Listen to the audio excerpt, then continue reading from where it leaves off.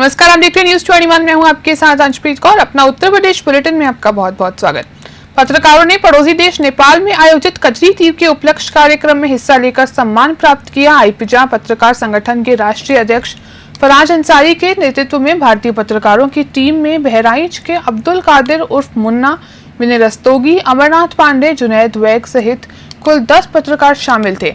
नेपाल में भारतीय पत्रकारों का स्वागत वहां के अवधि पत्रकार संघ नेपाल जिला समिति बाकी पत्रकार द्वारा जोरदार ढंग से किया गया। अवधि पत्रकार संघ नेपाल के अध्यक्ष समीर अली ने भारतीय पत्रकारों को अंगवस्त्र और सम्मान पत्र देकर सम्मानित किया। इस अवसर पर भारतीय और नेपाली पत्रकारों ने पत्रकारिता क्षेत्र में आ रही समस्याओं के समाधान और दोनों देशों के बीच बेहतर संबंध बनाने पर चर्चा की।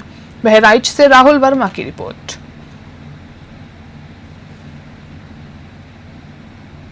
शहर में बढ़ते प्लास्टिक कचरे की समस्या का समाधान अब शहर की सड़कों में नजर आएगा। नगर निगम ने प्लास्टिक कचरे के उपयोग से सड़क निर्माण की योजना को अंतिम रूप दे दिया है, जिसे सितंबर से लागू किया जाएगा। नगर आयुक्त दिव्यांशु पटेल ने बताया कि अब शहर में प्रतिदिन जमा होने वाला प्लास्टिक कचरे को अलग विभाग को सौंपा जाएगा। इस प्रोसेसिंग यूनिट में पिघलाकर एग्रीगेट मिश्रण में मिलाया जाएगा और इसी मिश्रण से नई सड़कें बनाई जाएंगी। उन्होंने कहा कि प्लास्टिक से बनी सड़कें अधिक मजबूत और टिकाऊ होती है, जिससे सड़क निर्माण की लागत भी कम होगी। नगर निगम का यह कदम न केवल पर्यावरण संरक्षण में मदद करेगा, बल्कि शहर को प्लास्टिक मुक्त बनाने की दिशा में भी बड़ा योगदान है। मुरादाबाद से ब्यूरो रिपोर्ट।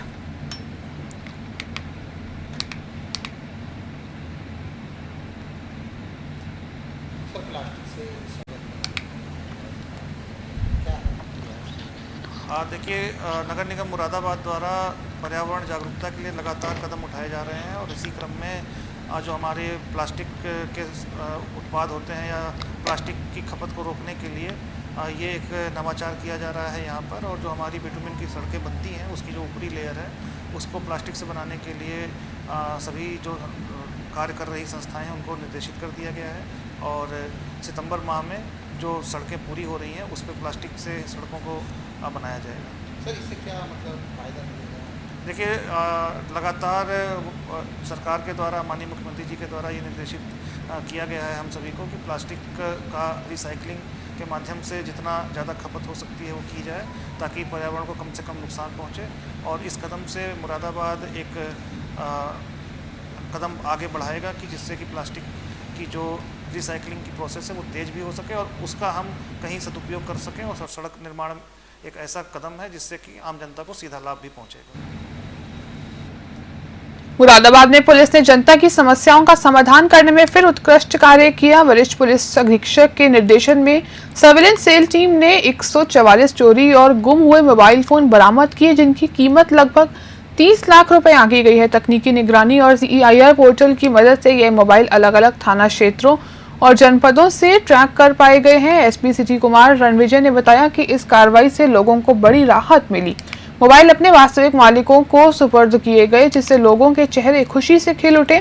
इस कार्रवाई में न केवल पुलिस की तकनीकी दक्षता को प्रदर्शित किया, बल्कि जनता का विश्वास भी मजबूत किया। कई पीड़ितों ने कहा कि उन्हें उम्मीद नहीं थी कि उनका फोन वापस मिलेगा, लेकिन पुलिस की लगन और ईमानदारी ने साबित कर दिया कि जनता की समस्याएं उनकी प्राथमिकता है।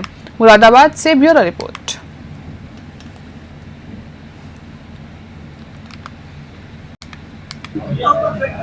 देखिए,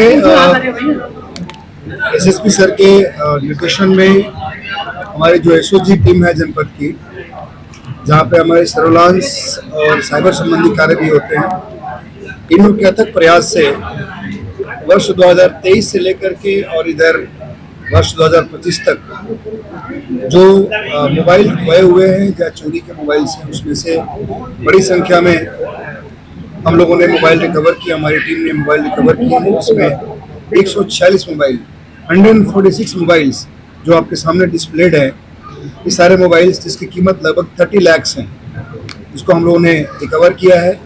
इसमें 42 मोबाइल्स वीवो कंपनी के हैं, 27 मोबाइल्स सैमसंग के हैं, ओप्पो के 24, रियलमी के 19, रेडमी के 13, इन्फिनिक्स के 5, टेक्नो के 4, OnePlus 3, मोटोरोला के 3 phone, Poco 2, IQ 1, MI phone 1, Honor 1 और आईटेल 1।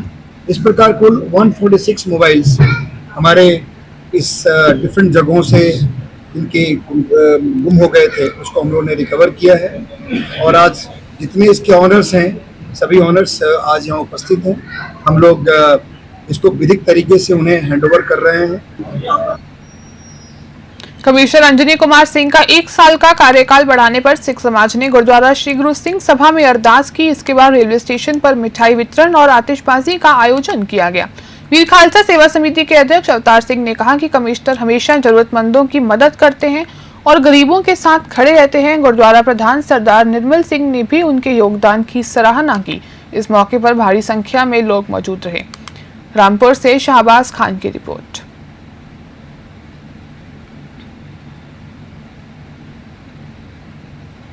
सदर तहसील में जिलाधिकारी रवीश गुप्ता ने औचक निरीक्षण किया। उन्होंने दस्तावेजों के रखरखाव और विवरण भरने को लेकर अधिकारियों को कई निर्देश दिए। पहले के निरीक्षण में कर्मचारी विवरण प्रस्तुत करने में ढिलाई करते थे, लेकिन इस बार निरीक्षण के दौरान सुधार देखा गया। हालांकि जिलाधिकारी ने कहा कि कुछ कमियां अभी भी बरकरार है।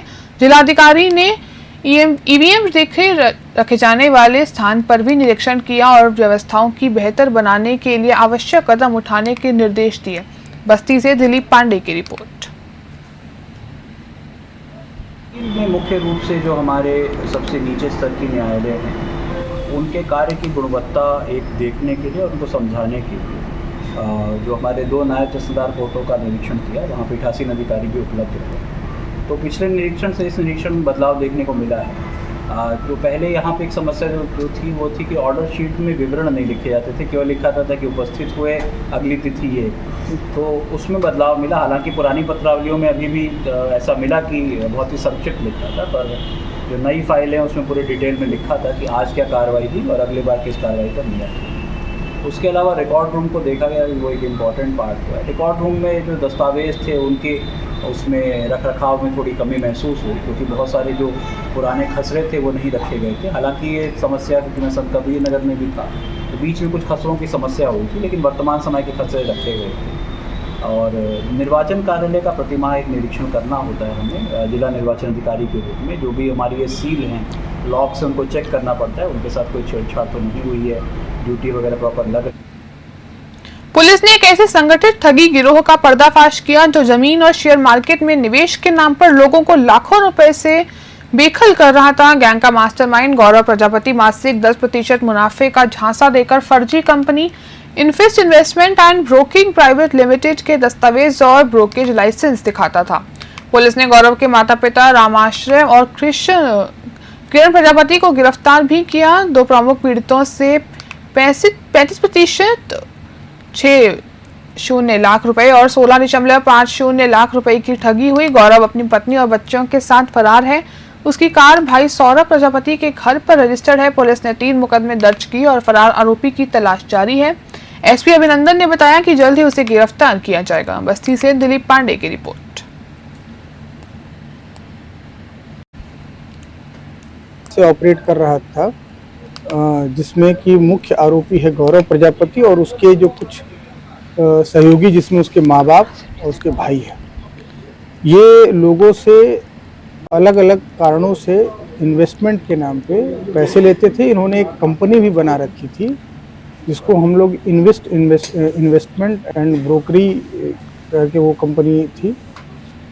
तो इस कंपनी के नाम पे वो लोग जब लोगों से कहते थे कि आप इसमें इतने रुपए इन्वेस्ट करें, वो आपके डबल हो जाएंगे, वो आपके हम फलाना जगह इन्वेस्ट करेंगे, इस करके कई लोगों के साथ इन लोगों ने बड़े पैमाने पे फ्रॉड किया और बड़े हेवी अमाउंट्स लोगों से लिए और उसके बाद लेके ये लोग फरार हो गए। जब लोगों ने ये शिकायत की तो तत्काल उसमें जांच करा के मुकदमा पंजीकृत किया गया है और इसमें कुल मिला जुला के 3 मुकदमे हो चुके हैं हम लोगों के पास, जिसमें कि इन लोगों के खिलाफ कार्रवाई हम लोगों ने शुरू कर दी है और भी लोगों की एप्लीकेशंस आ रही हैं। उन सभी को समाहित करके हम लोग उन पर भी कार्रवाई कर रहे हैं। और कितने की ठगी की गई है अभी? देखिए, ये कई करोड़ों की ठगी है और इसमें अभी जो है जो मुख्य आरोपी है गौरव प्रजापति, उसके माता पिता, इन दोनों लोगों को हिरासत में लिया गया है। इनके अकाउंट में ट्रांजैक्शंस हुए हैं, पैसे आए हैं इनके अकाउंट में और ये भी जो है बराबर के सहभागी थे इस पूरे घटना में। इनकी संपत्तियों की भी जांच की जा रही है और कितने लोगों से इन लोगों ने ठगी की है, जो इनकी कंपनी है उसकी लीगल वैलिडिटी क्या है, वो सभी चीज़ों पर हम लोग इन्वेस्टिगेशन करने के लिए SIT का भी गठन किया गया है। से ऑपरेट उरमौला स्थित बीएसए कार्यालय पर महिला शिक्षिकाओं का गुस्सा फूट पड़ा। शिक्षिकाओं का आरोप है कि बीएसए मुकुल पांडे और एक संविदा कर्मी ने उनके साथ अभद्र व्यवहार किया। शनिवार को शिकायत दर्ज कराने नई शिक्षिकाओं के साथ कथित गाली गलौज और दुर्व्यवहार सोशल मीडिया पर वायरल होने के बाद स्थिति और गर्मा गई। बीएसए कार्यालय पर भारी संख्या में शिक्षक एकत्रित हुए और नारेबाजी करते हुए धरने पर बैठ गए। बीएसए कार्यालय छोड़कर चले गए, जिसके बाद शिक्षिकाओं ने डीएम कार्यालय पहुंचकर वहां ज्ञापन सौंपा। शिक्षिकाओं की मांग है कि संविदा कर्मी के खिलाफ कार्रवाई की जाए और बीएसए द्वारा दुर्व्यवहार पर की जवाबदेही तय की जाए। डीएम ने कल शिक्षिकाओं को कार्यालय बुलाने का आदेश दिया है। मौके पर पुलिस और पीसीएस की तैनाती की गई ताकि स्थिति नियंत्रण में रह सके। सोनभद्र से संतोष साहनी की रिपोर्ट।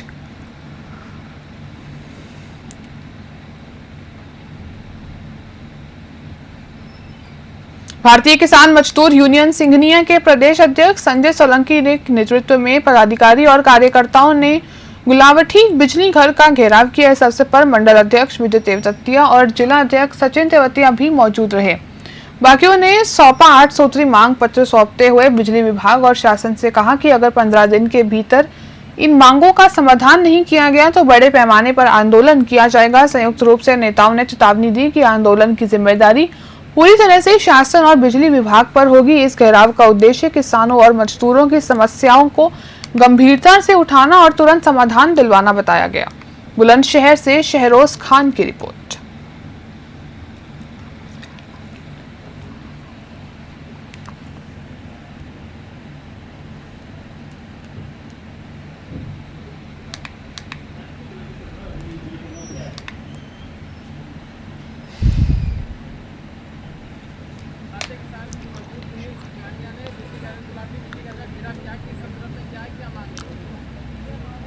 किसान यूनियन की कुछ स्थानीय मांगें हैं। किसी गांव में खंबे की समस्या है, कहीं लाइन की समस्या है, इस टाइप की 7-8 बिंदु हैं जो अवगत कराए गए हैं। इन पर शीघ्र विचार करके हम लोग जो हमारे स्तर के हैं उनको हम शीघ्रता से शीघ्र निस्तारित करा देंगे और जो हमारे लेवल के नहीं हैं उनको हम उच्चाधिकारियों को अवगत कराया जाएगा उनके बारे में। किसान मजदूर सिंघानिया से मेरठ मंडल अध्यक्ष विजय तेवतिया। आज यहाँ पर बिजली घर पर जो घेराव किया है और जो धरना चल रहा है वो किसानों की समस्याओं को लेकर चल रहा है। जैसे कि बिजली की लाइनें कहीं कहीं खेतों में इतने नीचे हैं कि उनमें ईख की फसल बिल्कुल लग चुकी है, तो लगने के बाद उसमें आग लग जाती है और किसान का नुकसान होता है। काफ़ी गाँव में 1-2 बार फसलें जल चुकी हैं। एक गाँव है बिलायतनगर, उस बिलायतनगर गाँव के अंदर में जो बिजली की लाइन है, आप वहाँ पर जा के देख सकते हैं। ग्राउंड में 3 बल्लियाँ खड़ी करके उन्होंने लाइन खींची हुई है 440 वोल्ट की। ये एक बिजली विभाग की बहुत नाकामी है। इनके पास फंड नहीं है, पैसा नहीं है, क्या नहीं है। ये इतने बड़े बड़े वादे करते हैं जो कभी पूरे नहीं कर पाते हैं। भारतीय किसान मजदूर सिंघानिया ने जो बिजली घर का घेराव किया है उसमें हमारी 8 मांगें हैं। सबसे पहली मांग तो हमारी ये है कि हम जेई साहब को लगभग पिछले 2 महीने से अवगत करा रहे हैं कि ग्राम विलायत नगर में एक लाइन जा रही है खेत में, जो कि गलती से टूट गई तो उस खेत वाले का भी नुकसान होगा, वो सारी जल जाएगी। लेकिन वो लाइन जो है बांस के पोल पर खड़ी हुई है, जो कि उसमें खंभे नहीं लगे लगभग 2 महीने से। कई बार अवगत कराया है और जेई साहब का जो बिहेवियर है वो इतना रूड है कि उसके बारे में जितनी भी आपसे कहा जाए कि वो भी कम है। तो ऐसे जेई साहब को मैं चाहूँगा तत्काल रूप से यहाँ से हटाया जाए। हमें ऐसे जेई नहीं चाहिए।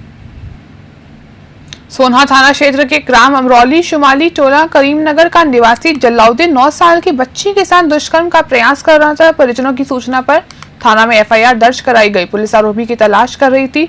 मुखबिर की सूचना पर एसएचओ सोनहा चंदन कुमार की टीम ने शमशान घाट के निर्माणाधीन मकान में दबिश की।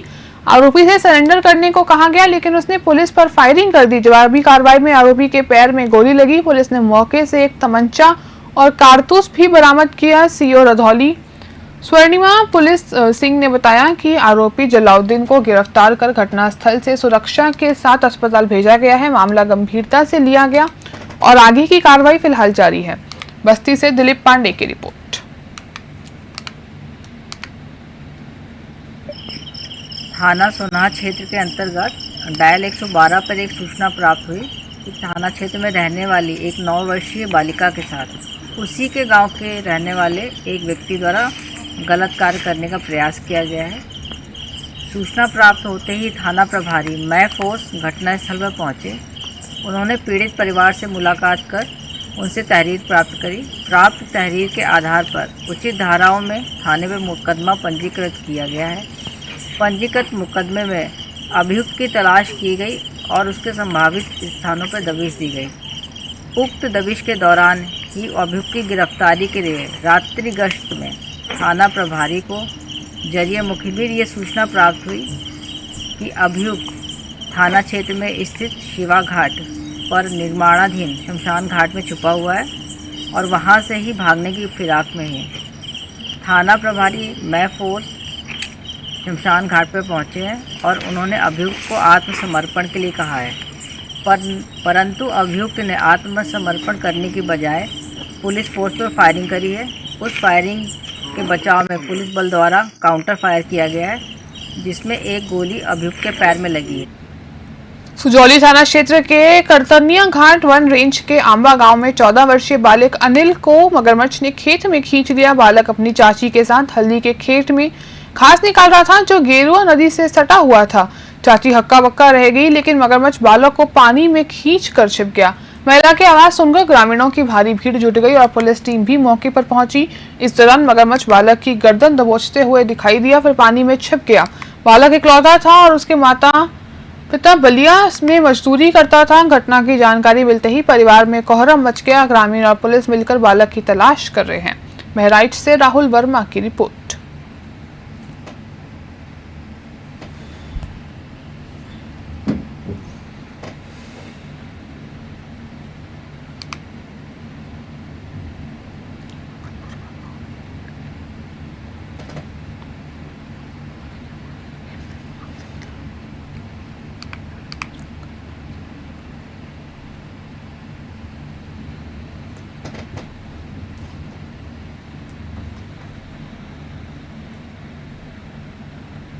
मंगलपुरवा गांव में एक युवक ने अपने घर से कुछ ही दूर पर जामुन के पेड़ से फांसी लगाकर आत्महत्या कर ली। प्रारंभिक जानकारी के अनुसार युवक और उसकी पत्नी के बीच मामूली विवाद हुआ था, जिसके बाद गुस्साए युवक ने यह कदम उठाया।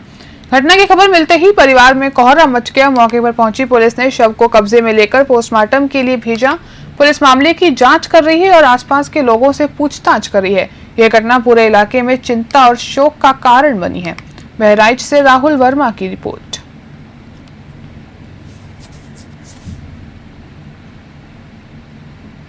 थाना रानीपुर इलाके के भागरिया गांव में संदिग्ध परिस्थितियों में एक युवक ने जहरीला पदार्थ खा लिया, जिससे इलाज के दौरान उसकी मौत हो गई। मृतक और उसके जीजा के बीच मामूली विवाद हुआ, जिसके बाद गुस्साए युवक ने यह कदम उठाया। युवक की हालत बिगड़ने पर परिजन उससे स्थानीय अस्पताल ले गए। डॉक्टरों ने स्थिति गंभीरता से देखते हुए मेडिकल कॉलेज रेफर कर दिया, लेकिन इलाज के दौरान उसकी मौत हो गई। पुलिस ने शव को कब्जे में लेकर पोस्टमार्टम के लिए भेजा और पूरे मामले की पड़ताल शुरू कर दी है। मृतक के परिवार और गांव वासियों से पूछताछ की जा रही है ताकि घटना की वास्तविक वजह सामने आ सके। बहराइच से राहुल वर्मा की रिपोर्ट।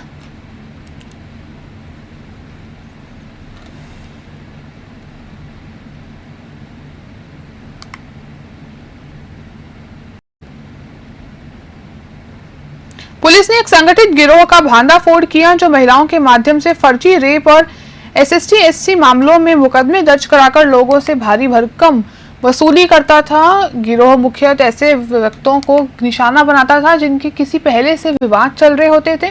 गिरोह की कार्यप्रणाली में पुलिस और कोर्ट के आदेश के माध्यम से अभियोग पंजीकृत कर जेल जाने का भय दिखाकर पैसे वसूलना शामिल था। जो भुगतान नहीं कर पाता उसे जेल जाना पड़ता था। यह गिरोह लगभग 10 वर्षों से बस्ती में सक्रिय था। पुलिस अधीक्षक अभिनंदन ने बताया कि गिरोह में सरगना अमरनाथ और 3 महिलाएं शामिल थी। शिकायत के आधार पर पुलिस ने मुकदमा दर्ज कर चारों को गिरफ्तार कर जेल भेज दिया है। बस्ती से दिलीप पांडे की रिपोर्ट। देखिए, एक शिकायत हम लोग को मिली थी कि कुछ लोग हैं जो कि गैंग बना के सज्जन लोगों को परेशान करते हैं, उनके खिलाफ एप्लीकेशंस डलवाते हैं और न्यायालय में मुकदमे के लिए एप्लीकेशंस उनके खिलाफ डलवाते हैं। इसके बाद उनसे पैसे मांगते हैं। अगर वो पैसे नहीं देते हैं तो उनके विरुद्ध मुकदमा कायम करा के चार्जशीट लगवाते हैं और उसके बाद उनको शोषण करते हैं। तो जब इस चीज़ के कुछ लोग हम लोगों से मिले मुझसे आके कि उनके खिलाफ इतने फर्जी मुकदमे लिखवा दिए गए हैं। तो इस पर हम लोगों ने जांच शुरू की और ये पाया कि एक अमरनाथ नाम का व्यक्ति है जो कि उसके साथ कुछ महिलाओं का एक ग्रुप है और उसका यही काम है कि वो जाके लोगों के खिलाफ इस तरह की एप्लीकेशंस डलवाता है, उनसे डीलिंग करता है। अगर कुछ लोग डर के पैसे दे दिए तब तो एप्लीकेशंस विड्रॉ हो जाती हैं, अगर वो नहीं डरे तो फिर उसके बाद उनके खिलाफ मुकदमा कायम हो जाता है और उसके बाद इस तरीके से उनका हरासमेंट होता है। थाना खैरी घाट इलाके में एक महिला पारिवारिक विवाद के बाद गुस्से में आकर 2 बच्चों के साथ नहर में कूद गई। घटना के समय स्थानीय लोग मौके पर मौजूद थे और तुरंत सक्रिय होकर महिला और बच्चों को सुरक्षित बाहर निकाल लिया। महिला को गंभीर हालत में तुरंत सीएचसी में भर्ती कराया गया, जहां उसकी हालत स्थिर बताई जा रही है। घटना के पीछे पारिवारिक विवाद और गुस्से के कारण बच्चों के साथ जोखिम भरा कदम उठाने का मामला सामने आया है। स्थानीय लोग और पुलिस प्रशासन ने समय रहते हस्तक्षेप कर बड़े हादसे को टाल दिया। महिला और बच्चों की सुरक्षा सुनिश्चित करने के लिए अस्पताल में निगरानी रखी जा रही है और परिवार के साथ मामले की जांच की जा रही है। बहराइच से राहुल वर्मा की रिपोर्ट।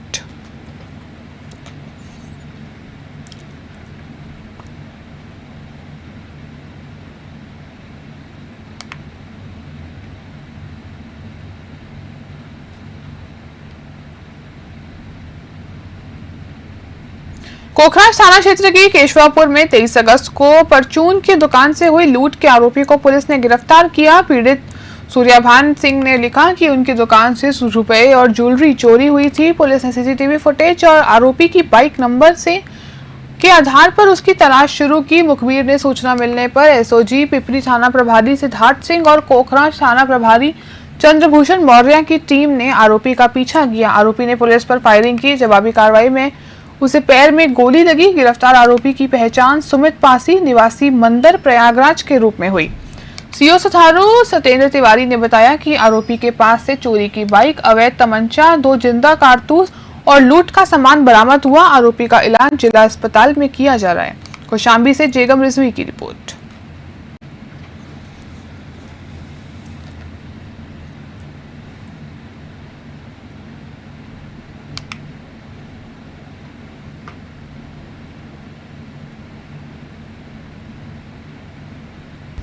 दिनांक 23/8/2025 को ग्राम केशवापुर अंतर्गत दुकान से हुई लूटपाट की घटना का वांछित अभियुक्त सुमित निवासी मंदिर मोड़ पूरा मुक्ति आज प्रातः मुठभेड़ के उपरांत गिरफ्तार हुआ है। इसके द्वारा पुलिस बल पर जानलेवा हमला किया गया। जवाबी कार्रवाई में इसके पैर में गोली लगी, जो घायल हो गया है। इसे उपचार के लिए जिला अस्पताल भेजा गया है। यह इसके पास से चोरी की मोटरसाइकिल, लूटी गई धनराशि, तमंचा, कारतूस बरामद हुआ है। इस मुठभेड़ में थाना कोखराज, एसओजी एवं पिपरी की पुलिस की भूमिका रही है। इस संबंध में थाना कोखराज पर अभियोग पंजीकृत कर विधिक कार्रवाई। शहर के बड़े चौराहे से सिनेमा चौराहे के बीच गुटखा थूकने को लेकर 2 पक्षों में विवाद हो गया। लखनऊ चुंगी निवासी राजन गुप्ता अपने साथियों के साथ बाइक से जा रहे थे और सड़क पर गुटखा थूक दिया। गुमाइश चौराहा निवासी मयंक शर्मा और उसके साथियों ने इस पर आपत्ति जताई। आरोप है कि राजन और उसके साथियों ने जानबूझकर मयंक की शर्ट पर गुटखा थूक दिया। इस घटना के बाद दोनों पक्षों के समर्थक मौके पर जमा हो गए और विवाद इतना बड़ा कि राइफल भी निकल गई। सिनेमा चौराहे पर अफरा तफरी मच गई और राहगीरों में दहशत फैल गई। सूचना मिलने पर कोतवाली पुलिस मौके पर पहुंची और शहर कोतवाल संजय त्यागी के नेतृत्व में भीड़ को तितर बितर कर दिया। सीओसीटी अमित मिश्रा ने बताया कि 4 लोगों को हिरासत में लिया गया है। अन्य आरोपियों की तलाश फिलहाल जारी है और कानूनी कार्रवाई की जा रही है। हरदोई से प्रियांशु सोनी की रिपोर्ट।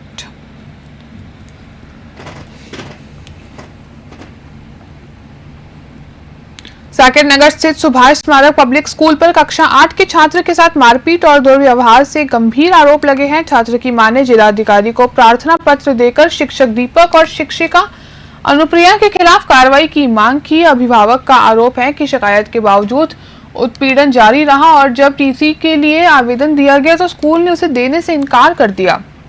डीआईओएस की दखल के बाद स्कूल मालिक ने अभिभावक से जबरन 10 रुपए के स्टाम्प पेपर पर हफलानामा कर लिखवाया। अभिभावक ने बताया कि स्कूल में मारपीट आम है और शिक्षकों का कहना है कि कॉलोनियों के बच्चों को समझाने के लिए मारपीट ही एक तरीका है। उन्होंने मामले को सार्वजनिक कर अन्य अभिभावकों को आगाह करने का आग्रह किया। कानपुर नगर से आनंद शर्मा की रिपोर्ट।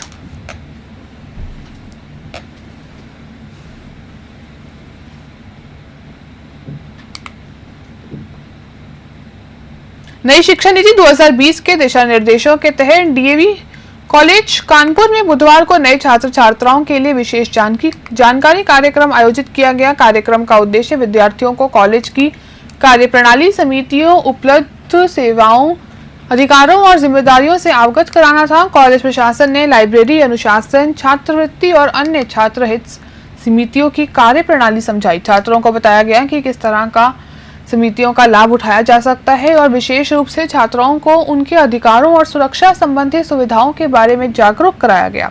कार्यक्रम में कॉलेज प्राचार्य ने छात्रों का स्वागत करते हुए मेहनत, अनुशासन और समग्र विकास के महत्व पर भी जोर दिया। कानपुर नगर से आनंद शर्मा की रिपोर्ट। जो लाइब्रेरी है वो सुबह से लेकर शाम तक खुली रहती है। हर तरह के न्यूज़पेपर आते हैं, हर बुक की उपलब्धता है और सबसे बड़ी बात जो है कि हमारा कॉलेज जो है नेक रेटिंग में एक अच्छी रेटिंग को प्राप्त विद्यालय है, जिस वजह से हमारे विद्यार्थियों को छात्रवृत्ति आसानी से प्राप्त होती है। और साथ ही साथ पूरे कानपुर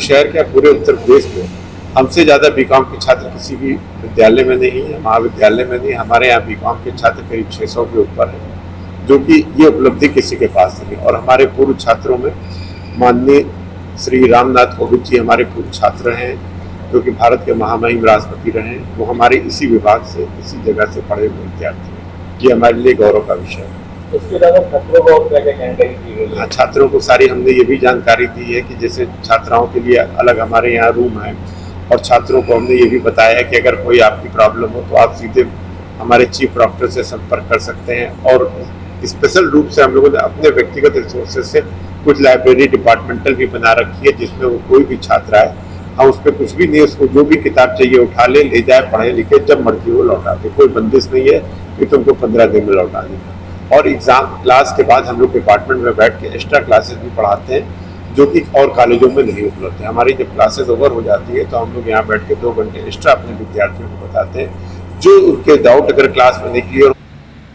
कानपुर नगर में दिल्ली हाईकोर्ट बार एसोसिएशन ने उप राज्यपाल विनय कुमार सक्सेना द्वारा 13 अगस्त को जारी आदेश के खिलाफ वकीलों से काले रिबन पहनाकर विरोध करने का आह्वान किया। आदेश में पुलिस थानों से वीडियो कॉन्फ्रेंसिंग के जरिए गवाही और साक्ष्य प्रस्तुत करने की अनुमति दी गई, जिससे वकील न्याय के खिलाफ मांग रहे हैं। 22 अगस्त से दिल्ली की सभा जिला अदालतों में हड़ताल जारी है और कामकाज ठप है। पूर्व लायर्स एसोसिएशन अध्यक्ष पंडित रविंद्र शर्मा ने कहा कि कानपुर के अधिवक्ता दिल्ली के वकीलों के साथ खड़े हैं और आवश्यकता पड़ने पर पूरे देश में कामकाज बंद करेंगे। उन्होंने चिताया कि केंद्रीय गृह मंत्री अमित शाह को यह संशोधन वापस लेना होगा, अन्यथा यह लोकतंत्र और निष्पक्ष न्याय के लिए खतरा है। कानपुर लायर्स एसोसिएशन और दिल्ली बार काउंसिल के बीच बैठक में देश भर के अभिवक्ताओं के सहयोग का निर्णय लिया गया। कानपुर नगर से आनंद शर्मा की रिपोर्ट।